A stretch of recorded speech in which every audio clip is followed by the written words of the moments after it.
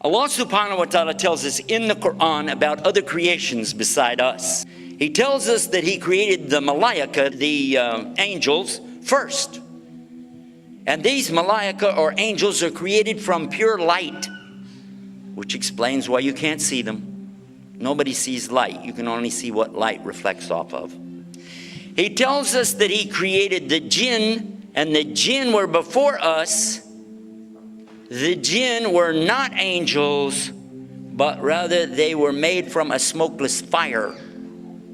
The difference between the jinn and the angels is something called free choice. The nature of the jinn was that they could make choices. Allah gave them opportunities and then let them make their own choices. Allah tells us in the Quran that there was one, Iblis, from the jinn. By the way, he used to worship Allah. You know that. He used to worship Allah exactly when the sun comes up. When it's first a little ball out there on the horizon. When it's straight overhead and when the sun is sinking down. Just when it makes a ball on the other side. Those 3 times. And that's the 3 forbidden times for us, isn't it?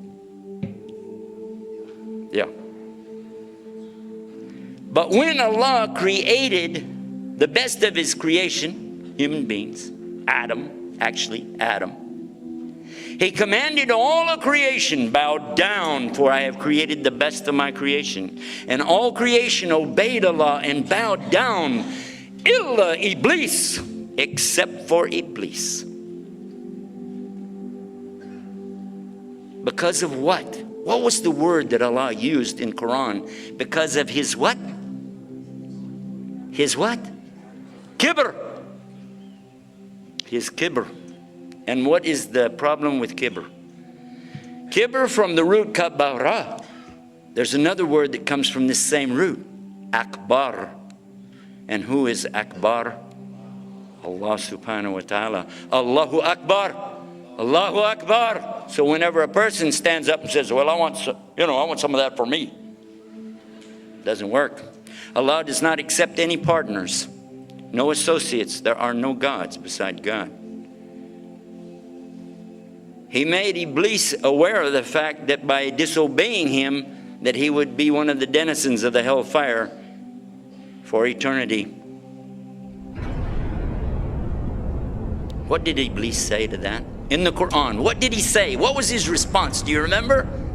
He said, I don't care.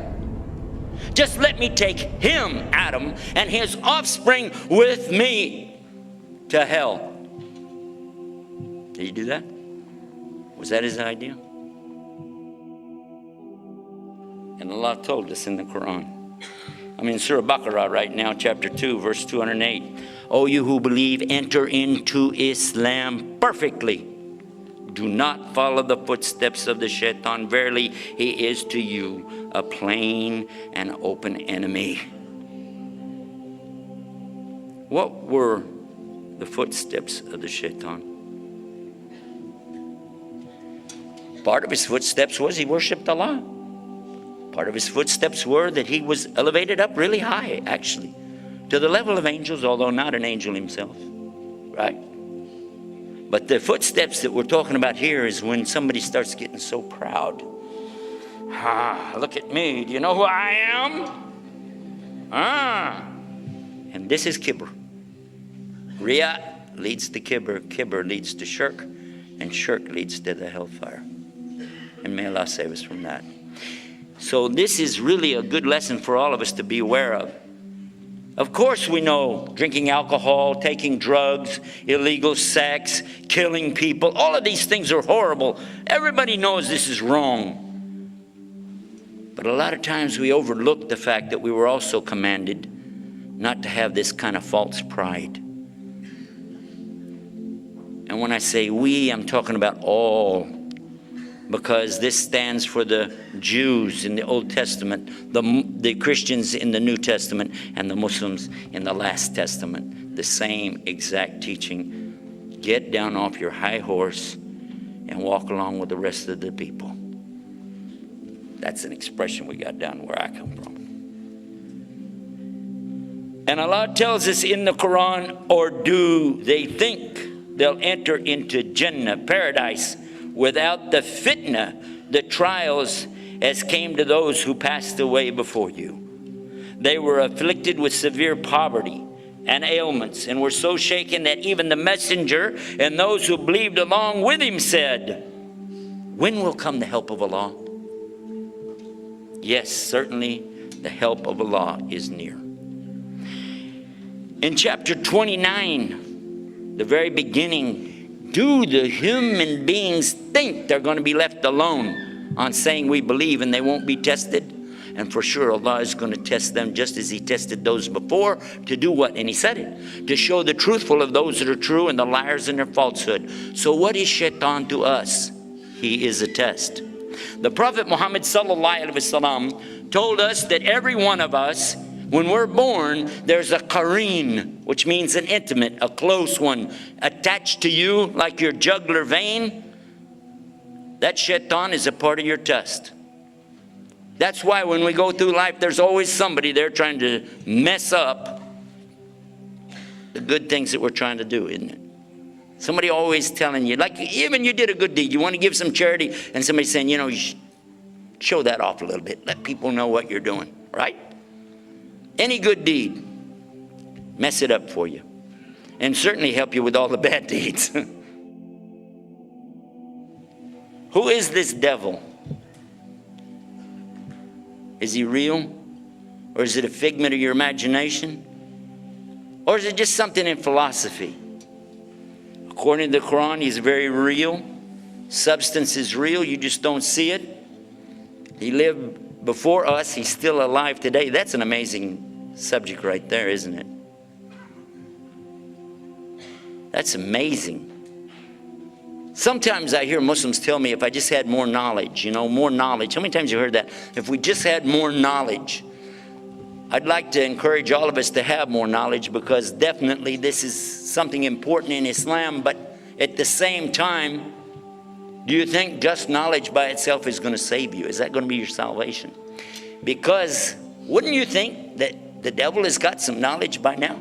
I mean, after all, he was a witness to the creation of Adam himself, true or false?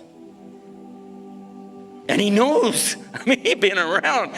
He's tried to mess up every single prophet. You heard Dr. David Milliken talking about Jesus being tempted by the devil. Right? Even the devil tried to bother Muhammad, and then finally Allah subhanahu wa ta'ala made his qareen submit. But even then the shaitan kept trying to bother him, didn't he? Try to bother all the Muslims.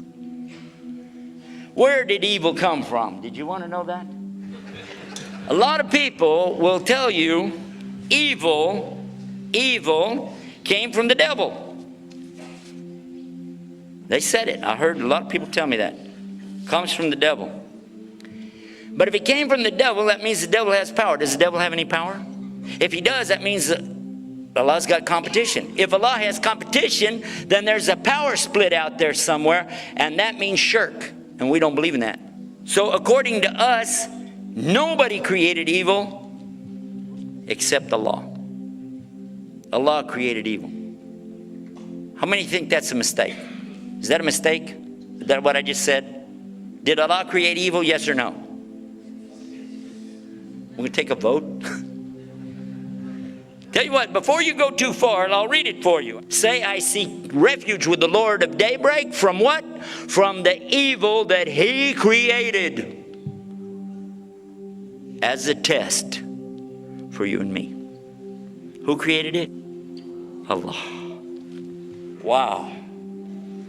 Say, I seek refuge with the Lord of daybreak from the evil that He has created, from the evil of the darkening night as it comes with darkness, and from the evil of malignant witchcraft, and from the evil of the envier, hasad, whenever he practices hasadin, the hasad, when he practices his envy. And by the way, that's a commandment in the Old Testament for the believers in the Bible. It's like the last commandment, not to have envy. Same religion sent by God to the people before. And then finally, the last surah of the Quran. Say, I seek refuge with the Lord of mankind, the King of mankind, the Ilah, the God of mankind, and from the evil of the whisperer, Wiswas, who whispers evil into the hearts of mankind, who withdraws from whispering after he catches you with it, who whispers in the breasts of mankind, from the jinn and mankind. Shaitan is from where? From both jinn and men. So there are devils that we don't see, and some devils that we do see every day. And some of them we even voted for.